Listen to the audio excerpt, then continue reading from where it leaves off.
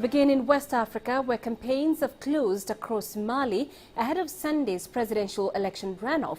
Former Prime Minister Ibrahim Boubacar Keïta and ex-Finance Minister Soumaïla Cissé will be contesting the second round. The election is intended to restore political stability after months of unrest, with both candidates pledging to fulfill this hope. CCTV's Maria Galang brings us more. Mali's capital, Bamako. Lampposts, billboards and bridges are covered with the leading candidates' posters.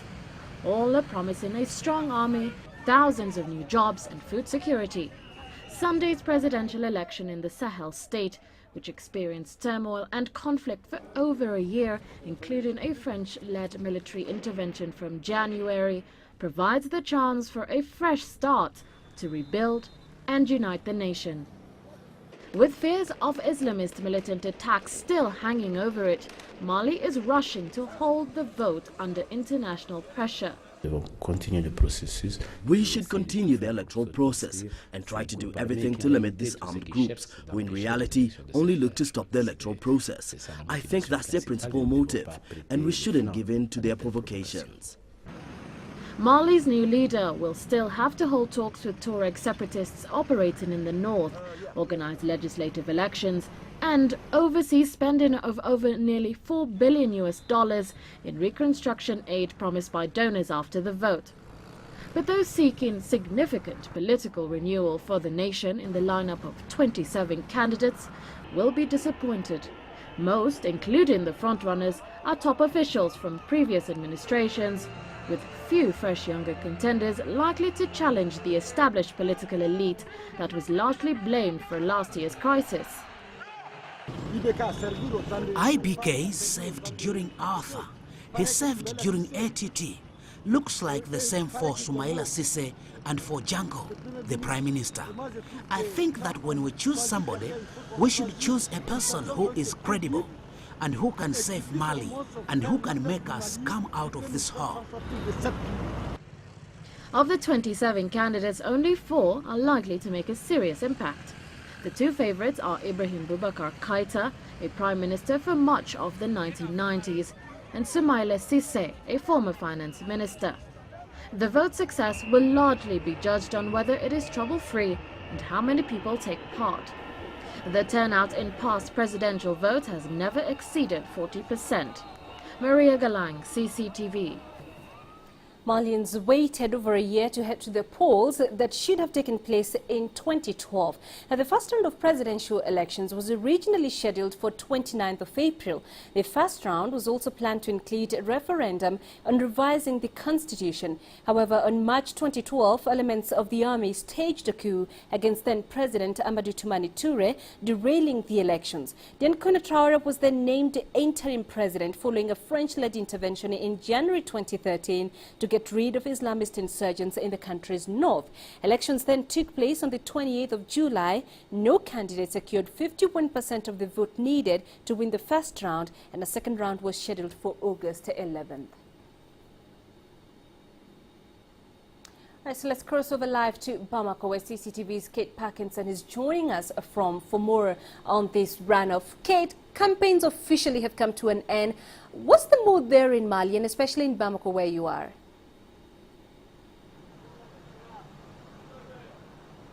Well, actually, the campaign period for this second round has been extremely short because of a delay from the Constitutional Court in confirming those results that put Ibrahim Boubacar Keïta and Soumaïla Cissé in the second round, and the Muslim festival of Eid, which arrived on Thursday. Actually, there was only one day of campaigning, and that was yesterday.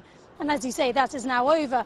One day of campaigning doesn't leave a huge amount of time for the candidates, and because of the holiday of Eid, the 2 candidates in the second round actually cancelled their big political rallies. Nonetheless, their supporters were racing around the streets of the capital, honking their horns and waving posters for the candidate that they want to encourage votes for. But I have to say, the mood here in the capital and across the country is not the same level of excitement that we saw before the first round on the 28th of July.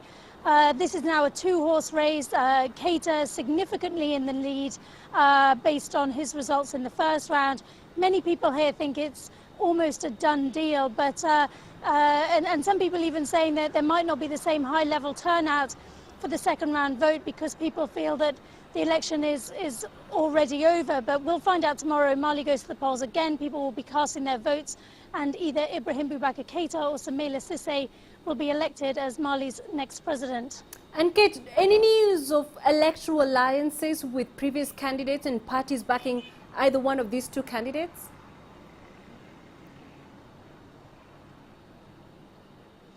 Well, yes, of course, there were 27 candidates taking part in the first round. 25 of those were knocked out of the race. The majority of those scored a very low percentage, less than 1%. So really their allegiances to either candidate doesn't really count for that much. Nonetheless, the majority of them are backing Keita. But what is interesting is the candidate who came in third place, that's Dramane Dembele. He was the candidate for Adama, which is Mali's largest political party. Now, Adama is part of an anti-junta coalition that Cissé and his party are part of. So it was expected that Adama would throw their support behind Cissé, and Dembele got almost 10% of the vote in the first round. So that would have significantly narrowed the margin between Cissé and IBK Keita if all of Dembele's voters did vote for Cissé. But what is interesting is Dembele turned his back on his party guidelines. The party said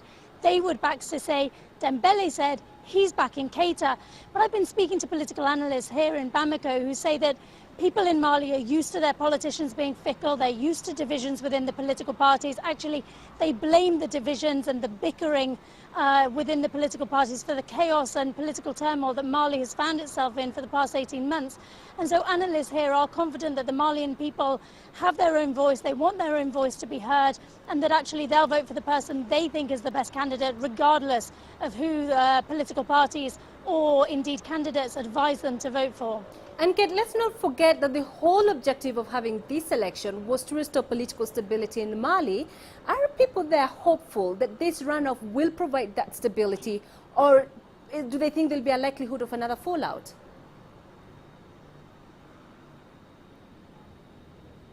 There's definitely concern over the instability, and without question, every single person I've spoke to, every voter that we've spoken to, both here in Bamako, and we just spent a few days in the northern region of Timbuktu, which was under Islamist occupation for 10 months last year, every single person has said that the one thing that they want is peace and stability in Mali through these elections. So there is definitely hope that the elections will bring an end to the turmoil that we've seen. But as you said, the threat of attacks from Islamist extremists still hangs over Mali, and actually there was widespread concern both in Mali and internationally that these elections would be marred by violence. That didn't happen in the first round.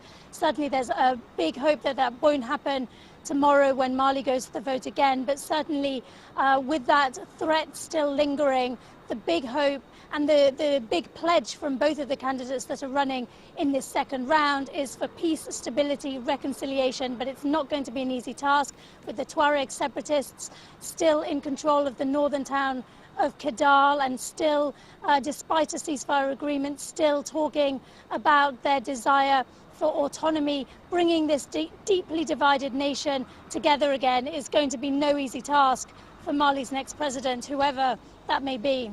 All right, Kate, let's leave it there for now. Thanks for joining us, Kate Parkinson, live in Bamako. The United Nations Secretary General Ban Ki-moon says the Central African Republic has suffered a total breakdown of law and order since rebels seized power in March. In a report that the Security Council is due to discuss on Wednesday, he said infighting among rebel groups had led to widespread abuses. He said the situation was particularly chaotic in rural areas where Seleka forces continued to wreak havoc and terrorize locals. Ban Ki-moon urged the UN Security Council to consider sanctions or to set up a panel of experts to monitor the situation. This report comes weeks after an international NGO, MSF, said the country's healthcare system had collapsed. At least 6 homeless people sleeping under a bridge in the heart of Sierra Leone's capital, Freetown, were crushed to death early on Friday when the bridge collapsed in a landslide caused by heavy rain. Government officials reported that the Jimmy Bridge, which is heavily used by both vehicles and pedestrians, collapsed between 2 a.m. and 3 a.m. local time. It is feared that the death toll from the accident is likely to rise. The West African nation is now in the midst of its rainy season, and landslides are commonplace in the hilly seaside capital, where roads and the general infrastructure are often poorly maintained. Well, you're watching Africa Live. Let's take a break straight ahead. Our own security services and agents from other friendly nations are involved in the investigations, but we can now at least adequately confirm that there was no element of a terror incident in this fire. Investigation pledge. Kenyan president vows to establish cause of massive airport fire.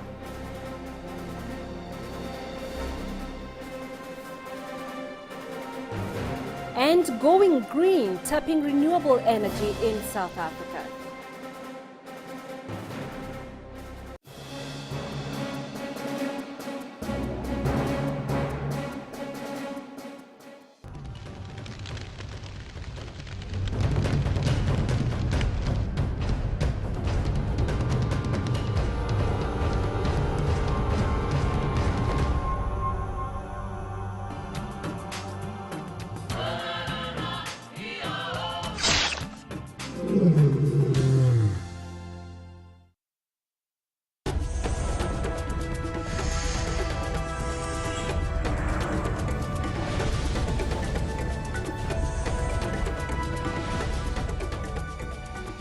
Four days after the fire that engulfed the entire arrivals terminal at Kenya's main airport, international flights have now fully resumed. The cause of the fire is not yet known, but Kenya's President Uhuru Kenyatta vows that his government will find out who or what was responsible for the devastating blaze. Here's CCTV's Maria Galang with more details.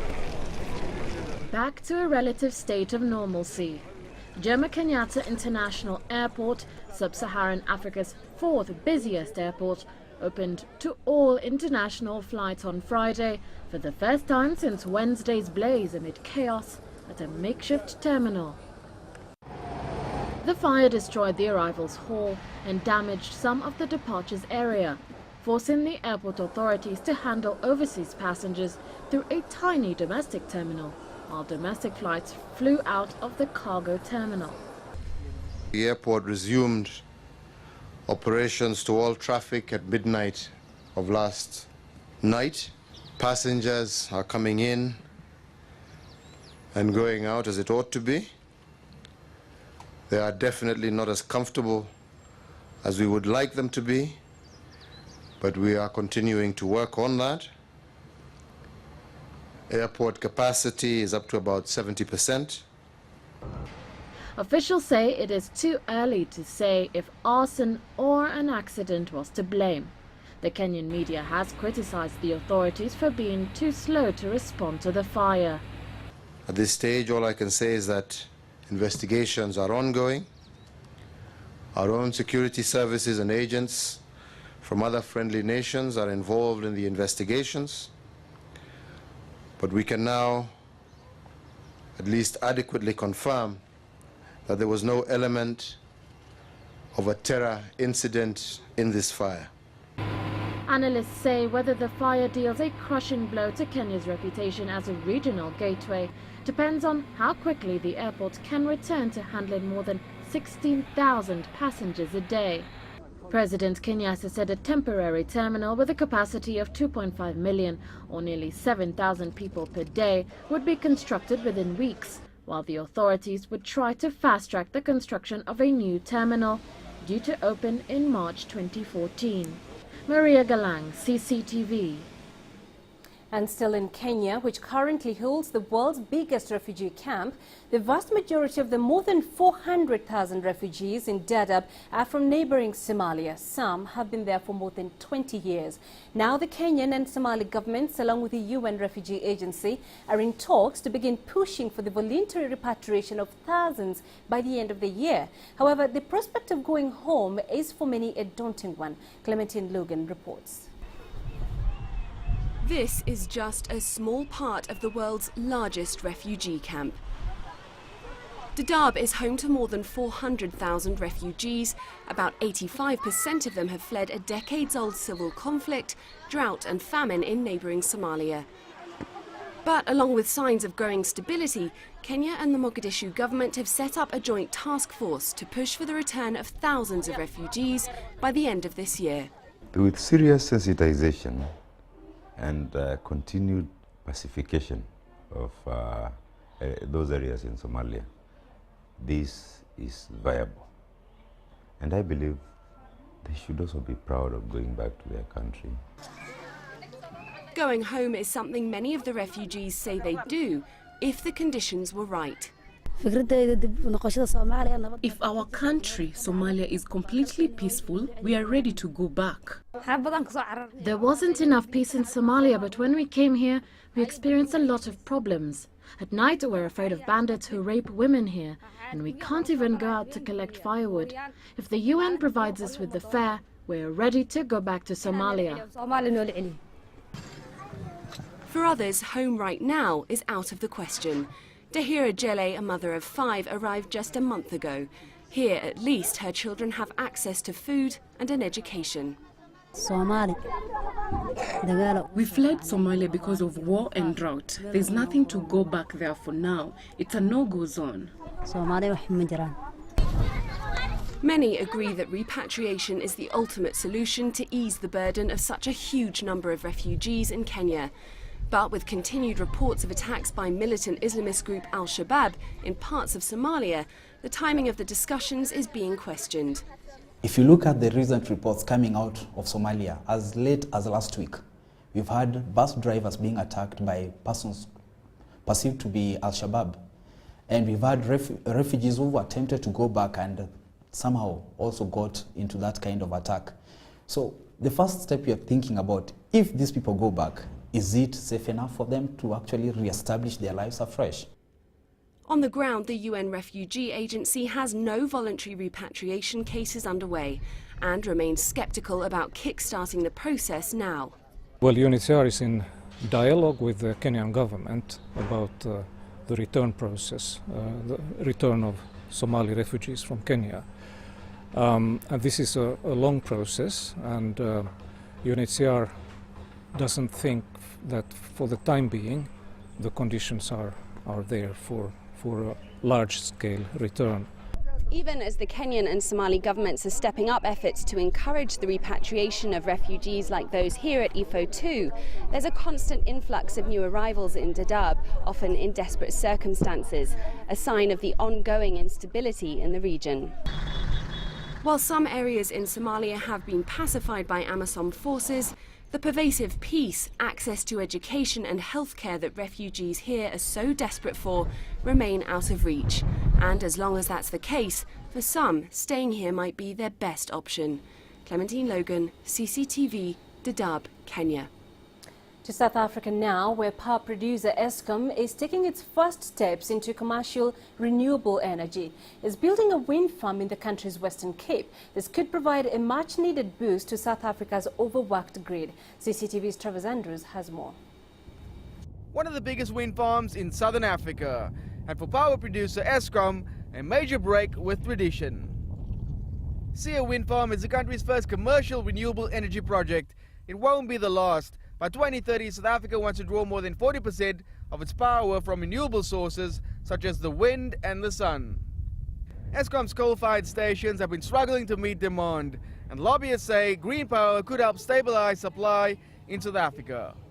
It takes a long time to build coal-fired power plants and nuclear plants.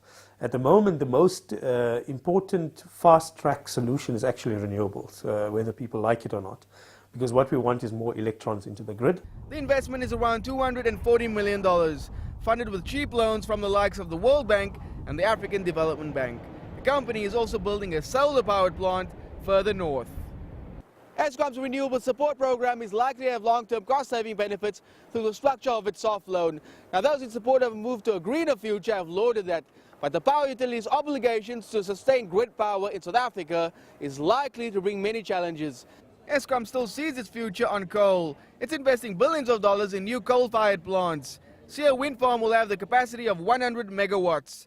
That's around 0.25% of Eskom's total generating capacity. Consumers say South Africa needs to explore all the alternatives to keep the lights on. I think that we should look at every opportunity that we can take and lay our hands on as far as renewable energy. I do believe that we haven't fully investigated the opportunities. Sia wind farm will be a test case then. It's due to plug into the grid late next year. Travis Andrews, CCTV, Cape Town. Let's take another break straight ahead.